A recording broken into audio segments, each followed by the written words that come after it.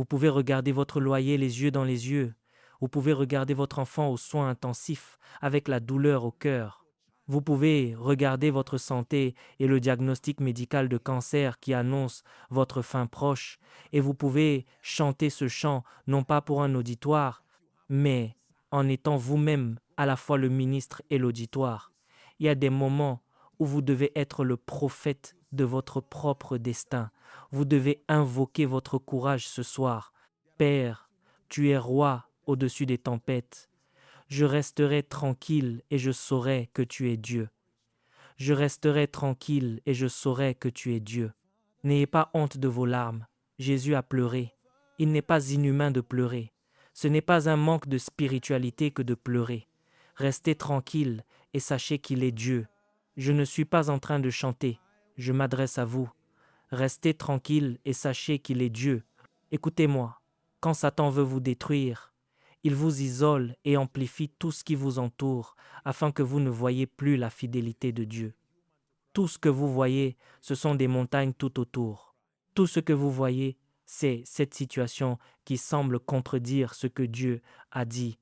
Écoutez-moi, je vous parle par l'Esprit. Soyez forts, soyez forts. Il existe ce que l'on appelle la vie d'un vainqueur. Vous pouvez vous tenir debout et tout regarder en face. Jeune homme, seras-tu capable de te lever un jour pour prendre soin de ta maman? Je ne peux être montré aucun résultat concret pour l'instant. Je n'ai pas grand-chose à dire, mais je laisse mon avenir parler pour moi. Je resterai tranquille et je te connaîtrai. Je veux que vous trouviez de la force dans l'amour de Dieu. Un chrétien n'est pas seulement quelqu'un qui va à l'église. Un croyant est une personne aimée avec une telle jalousie par le Dieu du ciel. Regardez au-delà de vos défis. S'il vous plaît, écoutez-moi, croyant. Je m'adresse à vous par l'Esprit. Peu importe la douleur, regardez au-delà et fixez Jésus. Ne le voyez pas seulement comme le Dieu puissant. Vous devez le regarder comme un Père. Seigneur, je sais que tu m'aimes. Ta jalousie s'est investie dans ma vie. Voilà ce que je crois. Il y a des gens qui traversent toutes sortes de tempêtes en ce moment. Même si je marche dans la vallée, je ne craindrai aucun mal. Près des eaux paisibles, il restaure mon âme. Mon cœur se confiera en toi. Mon cœur se confiera en toi. Ce n'est pas une simple prestation. Mon cœur se confiera en toi, Seigneur. Mon cœur se confiera en toi. Quelqu'un pourrait dire, apôtre, vous parlez ainsi parce que vous avez de quoi manger chez vous. Au moment où je vous parle, j'ai 3 ou 4 enfants et je ne sais même pas comment ils vont manger après le service. Puis-je m'adresser à vous? Trouvez la force. Les apparences sont souvent trompeuses et c'est précisément ce qui fait de vous un vainqueur. La victoire n'est pas un don gratuit. Non, être vainqueur n'est pas un don. À celui qui vaincra, il est dit qu'il recevra un caillou blanc. Un nom sera écrit sur ce caillou. Il recevra une manne cachée qui procure de la force. Remarquez ce qu'il fait. La première chose qu'il offre au vainqueur est de le fortifier en lui donnant cette manne. Il y a toujours une parole de Dieu qui fait de vous un vainqueur. La révélation de la Bible dans Romains 8, verset 28, nous dit que toute chose, et non quelques-unes, concourent au bien de ceux qui aiment Dieu. Il n'est pas inhabituel de pleurer. Vous rencontrerez de nombreuses occasions dans votre vie où vous devrez pleurer. Pleurez avec vos enfants, pleurez pour votre entreprise. Avant de continuer la vidéo, n'oubliez pas de soutenir notre nouveau livre, Les Généraux de Dieu, disponible dès maintenant. Si vous souhaitez vous le procurer, vous trouverez le lien dans la description de cette vidéo. Merci pour votre soutien et bonne suite de visionnage. Après la pandémie de l'année dernière, croyez-moi, sans exagération, beaucoup de gens ont quitté le ministère en disant « Je suis fatigué de servir Dieu. Je ne peux pas servir Dieu ainsi et voir mes enfants mendier leur pain. Je jette l'éponge. Seigneur, sache que je suis né de nouveau, mais en ce qui concerne ton service, je suis découragé. Qu'en est-il de ceux qui ont perdu leur emploi? Certains d'entre vous me regardent en ce moment. Qu'en est-il de ceux qui ont traversé toutes sortes de tragédies? Vous avez commencé cette année avec joie, sans savoir que vous auriez une raison de pleurer. Et maintenant, vous passez du deuil aux déceptions et à la douleur. Quand vous savez qu'il vous aime, vous pouvez trouver de la force, car l'amour parfait a cette capacité unique de bannir la peur. Si vous savez qu'il vous aime, vous pouvez trouver de la force. Ne laissez pas le diable utiliser vos défis pour interpréter l'amour de Dieu. Non, Satan est le maître du domaine de la chair. Il peut utiliser tout ce qui vous arrive pour vous faire douter. Est-ce ainsi que l'amour agit? Je pensais que la Bible disait que l'amour donne. Où est le don financier? Où est le don dans le mariage? Où est le don en termes de fécondité ou de réussite? Trouvez la force, mes chers amis. Il y a cette révélation de l'amour de Dieu. Celui qui a commencé en moi une bonne œuvre sera fidèle pour l'achever. C'est une parole prophétique pour quelqu'un. Il sera fidèle pour l'achever. Celui qui a commencé l'œuvre sera fidèle pour la mener à son terme. Il faut la même énergie pour continuer que pour retourner en arrière. Vous devez décider si vous allez reculer ou avancer, car la dépense d'énergie sera la même. Prenez la décision de faire ce saut de foi, même si il faut marcher sur l'eau. Si je dois périr, que ce soit en obéissant à sa parole. Deuxièmement, dépêchons-nous, nous devons prier. Mon esprit est enflammé. Je sais que Dieu s'adresse profondément aux personnes présentes ici. Laissez-le guérir ses blessures et vous apporter une vie de victoire. Quelle est la deuxième clé qui nous accorde la grâce de vivre en vainqueur malgré les défis? Êtes-vous prêts? La seconde clé est la puissance de la parole, particulièrement le réconfort qui vient des Écritures. Engagez la puissance de la parole. La Bible nous apporte le réconfort. Selon Romains chapitre 15, verset 4, les Écritures peuvent apporter du réconfort aux croyants, car tout ce qui a été écrit d'avance l'a été pour notre instruction. Regardons quelques exemples. Abraham a attendu 25 ans avant d'avoir un enfant. C'est écrit pour notre instruction. Job a traversé toutes sortes d'épreuves. On aurait pu croire que sa fin était arrivée, mais à la fin de sa vie, il a reçu le double de tout ce qu'il avait perdu. C'est écrit pour notre instruction. Quoi d'autre? Un jeune berger qui semblait avoir un destin sans éclat et sans dignité, servant sincèrement dans la médiocrité, a été élevé au rang de roi. C'est écrit pour notre instruction. L'arrogance des rois qui défiaient Dieu et qui ont été mis à genoux, c'est écrit pour notre instruction. La Bible dit que tout ce qui a été écrit d'avance l'a été pour que, par la patience et le réconfort des Écritures, nous puissions trouver l'espérance.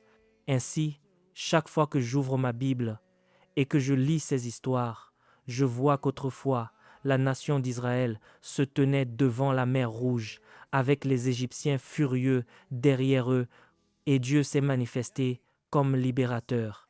Cela a été écrit pour m'apprendre que Dieu est capable de sauver parfaitement. Sommes-nous d'accord? Un jour, des êtres humains, ce n'est pas une parabole, avaient si faim sur terre que la manne est tombée du ciel. Ce n'était pas des céréales qui devaient préparer, c'était le pain des anges. C'est écrit pour notre instruction. Un jour, la terre de Samarie a été ravagée par la famine et en 24 heures, Dieu a transformé leur situation. C'est écrit pour nous apprendre quelque chose. Une autre fois, Paul et Silas étaient emprisonnés, les mains et les pieds enchaînés. La Bible dit qu'à minuit, ils ont prié et chanté à haute voix, et tout le monde les a entendus. Soudain, le puissant libérateur est intervenu. Il n'y a rien de nouveau sous le soleil.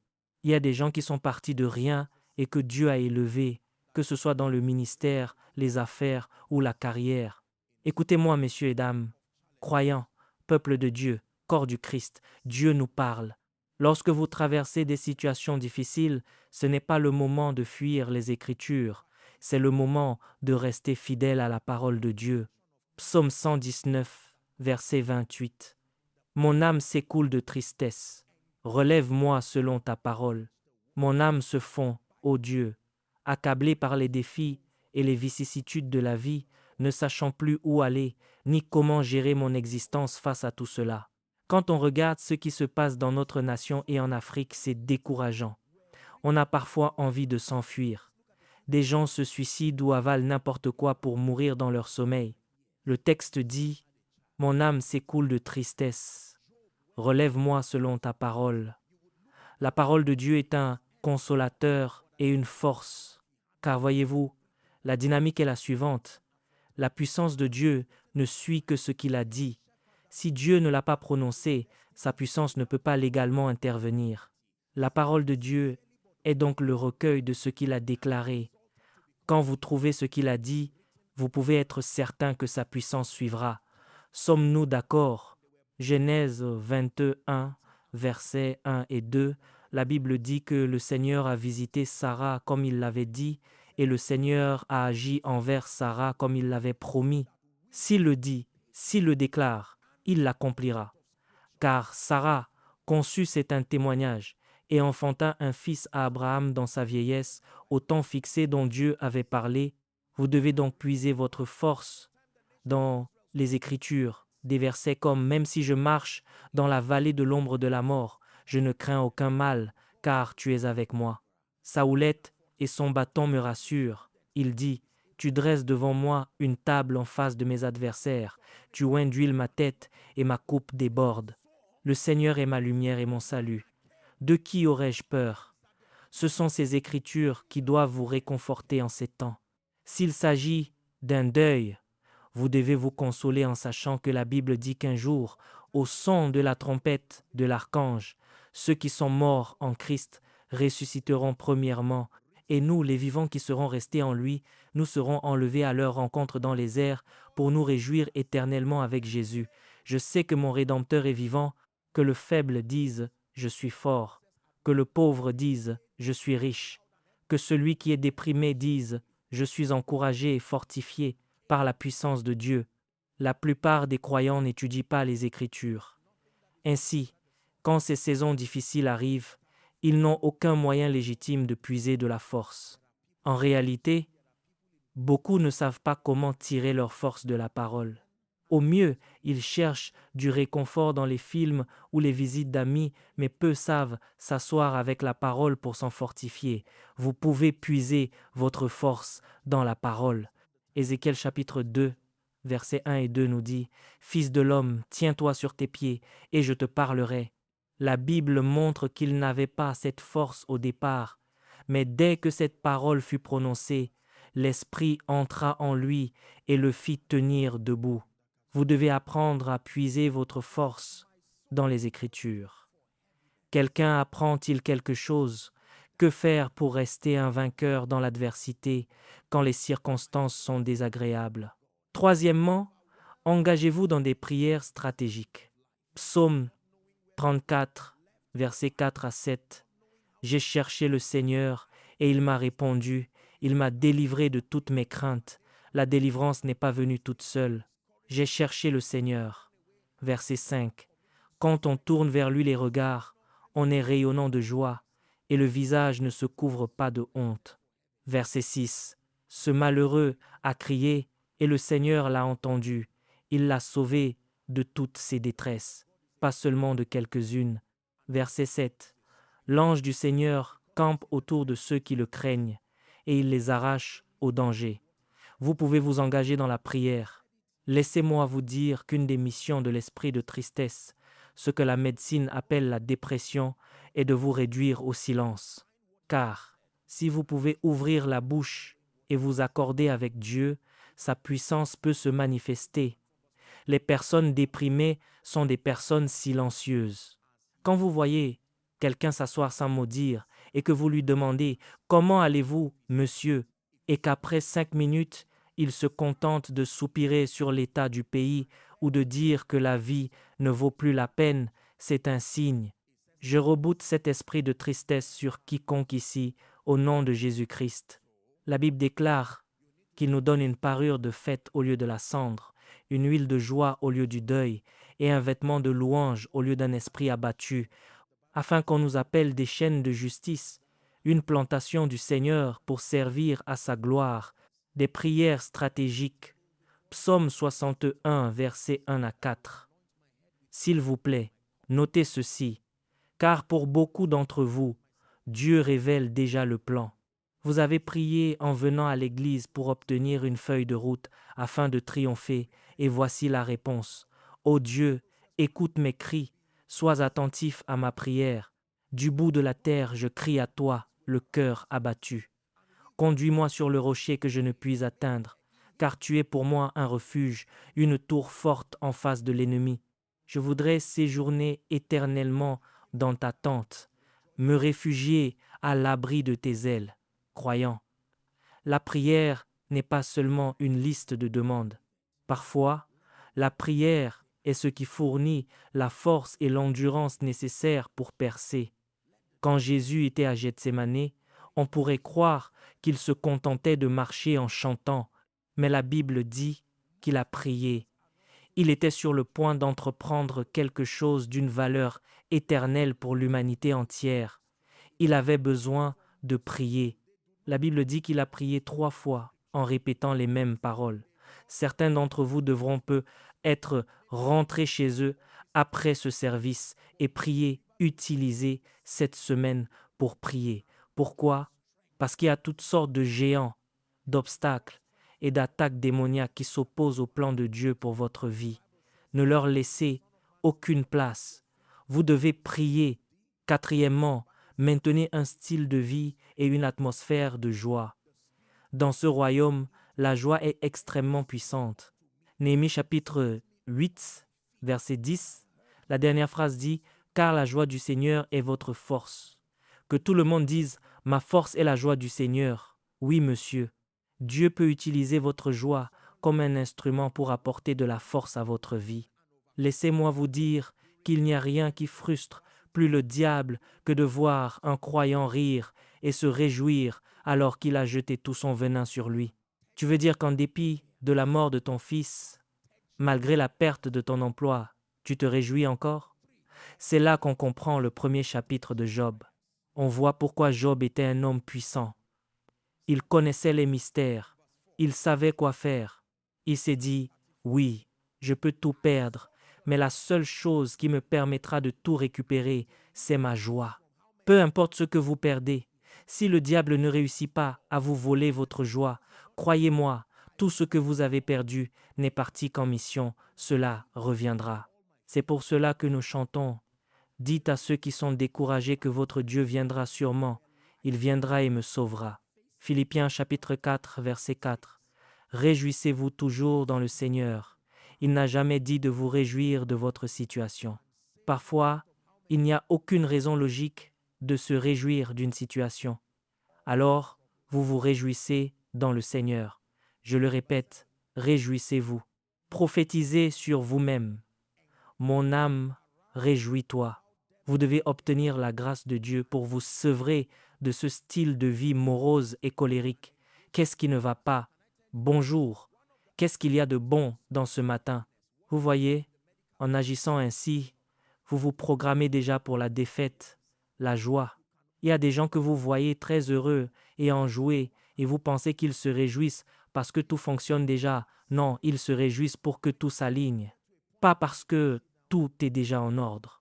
La prochaine fois que des événements viennent défier votre foi, la première chose à faire est de dire « Père, je ne sais peut-être pas ce qui se passe, mais comme Job, même si je dois m'asseoir par terre, je t'adorerai. » Regardons Job chapitre 1.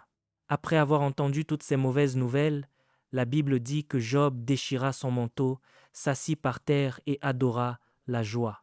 Habac chapitre 3, versets 17 à 19, est un classique sur la pratique de la joie. Même si le figuier ne fleurit pas, si la vigne ne produit rien, si l'olivier déçoit et que les champs ne donnent pas de nourriture, même si les brebis disparaissent du pâturage et qu'il n'y a plus de bœufs dans les étables, toutefois, je veux me réjouir dans le Seigneur. Je veux tressaillir de joie dans le Dieu de mon salut. Pourtant, après le rapport médical, je me réjouirai. Après cette situation sur votre territoire, je me réjouirai dans le Dieu de mon salut. Écoutez bien, il importe de savoir en qui vous vous réjouissez. Il appelle le Dieu qui peut me sauver, Yeshua, d'où vient le nom de Josué, celui qui sauve. Je me réjouis parce qu'il est capable de sauver parfaitement. Peu importe ce que vous perdez dans la vie, prenez la ferme décision de ne pas perdre votre joie. Laissez-moi vous dire ce que la joie n'est pas. Ce n'est pas simplement rire comme un clown. Non, il y a des moments où l'on n'a pas cette force. La joie est un état intérieur de repos et d'allégresse, une confiance qui influence vos émotions et qui découle du fait que Dieu est toujours vivant et qu'il est toujours aux commandes. Il y aura des moments où cela ne semblera pas logique. Vous ne verrez peut-être ni vent ni pluie, mais vous devez maintenir votre joie. Voici ce que dit la Bible. Celui qui marche en pleurant, quand il porte la semence, revient avec allégresse en portant ses gerbes. On moissonne dans la joie. La joie est une dimension, un royaume dans lequel on entre pour garantir sa récolte. On m'a raconté que Papa Copeland avait demandé à l'évêque David Oyedepo que, même si c'est nous qui t'avons enseigné la foi, tu sembles obtenir des résultats phénoménaux, regarde ces foules. Et l'évêque Oyedepo aurait répondu « Je danse avec joie devant chacune de ces personnes ». Il y a des moments où cela ne semble pas avoir de sens. Vous devrez parfois aller seul dans votre boutique vide et rendre gloire à Dieu. Vous devrez parfois marcher dans votre maison et commencer à louer Dieu en disant « Seigneur, je sais que tu es fidèle. Êtes-vous béni. Ne laissez jamais rien vous voler votre joie. C'est un engagement que j'ai pris pour ma vie. La joie a une valeur pour votre santé, pour vos finances et pour votre sagesse globale. Il est de votre intérêt d'être joyeux. Beaucoup d'entre nous ici doivent se repentir de cette morosité, de ce refus de dormir pour passer la nuit à se poser 1000 questions. Non, donnez-lui de la joie et de la louange. Demain, si, au bureau, on vous dit « Savez-vous qu'on n'a fait que parler de vous toute la semaine dernière ?» Répondez que même si ce n'est pas l'idéal, vous rendez grâce à Dieu. Si lundi matin votre voiture ne démarre pas, ne compliquez pas les choses en vous énervant. Rendez simplement grâce à Dieu. Si en conduisant quelqu'un manque de vous percuter, ne sortez pas la main pour l'insulter. Ayez la maturité de retirer votre main et dites « Je choisis de me réjouir ». Prophétisez sur vous-même, c'est un choix. Je choisis de vivre une vie de joie. Quelqu'un est en train de parler et les principautés vous entendent. Je choisis la joie à Abuja, à travers l'Europe, partout dans mon ministère, mes affaires et ma carrière. Allez-y, priez 1 minute. Je lève mes mains pour t'honorer parce que ta parole est vraie. Ta parole est vraie, j'aurai mon enfant. Ta parole est vraie, je suis la tête et non la queue. Ta parole est vraie, je suis au-dessus et non en dessous. Quand je lève mes mains, ce n'est pas parce que j'ai toutes les réponses, mais parce que je sais que sa parole est vraie. La Bible me réconforte en me disant de ne pas regarder aux choses visibles, mais aux invisibles, car les choses visibles sont passagères, tandis que les invisibles sont éternelles. Quelqu'un doit commencer à regarder aux choses invisibles. La grandeur qui vous attend, l'onction et le manteau qui se trouvent de l'autre côté de vos larmes et de votre douleur. Homme de Dieu, n'abandonne pas le ministère. Il semble que rien ne fonctionne, mais tu es toujours appelé. La main de Dieu est sur toi. Que personne ne méprise la grâce et le don de Dieu dans ta vie, ni ton ministère, ni l'investissement de l'Esprit dans ta famille. Cela ne paraît pas encore, mais la main de Dieu est toujours sur toi. Je lève mes mains pour t'honorer. 5e et dernière clé avant de prier. Il est possible de s'asseoir par terre et pourtant d'adorer. C'est puissant. On pourrait croire que la seule façon d'adorer est de lever les mains et de sauter, mais on peut adorer même dans la honte, dans la douleur ou dans la défaite apparente. Voici la 5e clé. Chaque fois que vous entrez dans une saison où rien ne semble fonctionner, vous devez obtenir la grâce d'engager le prophétique. Le prophétique est une arme de puissance lorsqu'il est exercé dans les limites des Écritures. Dans les jours d'adversité, vous avez besoin du prophétique. Il doit y avoir une voix autre que la vôtre, qui proclame la restauration et l'élévation. Quand la Samarie était dans la décadence et la famine, au point que des femmes mangeaient leurs propres enfants, un étrange prophète de Dieu est venu déclarer par l'Esprit, « Demain, à cette même heure. » Moïse est venu avec son bâton et a dit à Israël, « Dieu a vu votre douleur, et il m'a envoyé comme libérateur. Croyez seulement en Dieu et croyez en moi. » Il s'est tenu devant Pharaon et a dit, « C'est fini. Ainsi parle le Seigneur, laisse aller mon peuple. » Pharaon a essayé de négocier, mais Moïse a refusé tout compromis.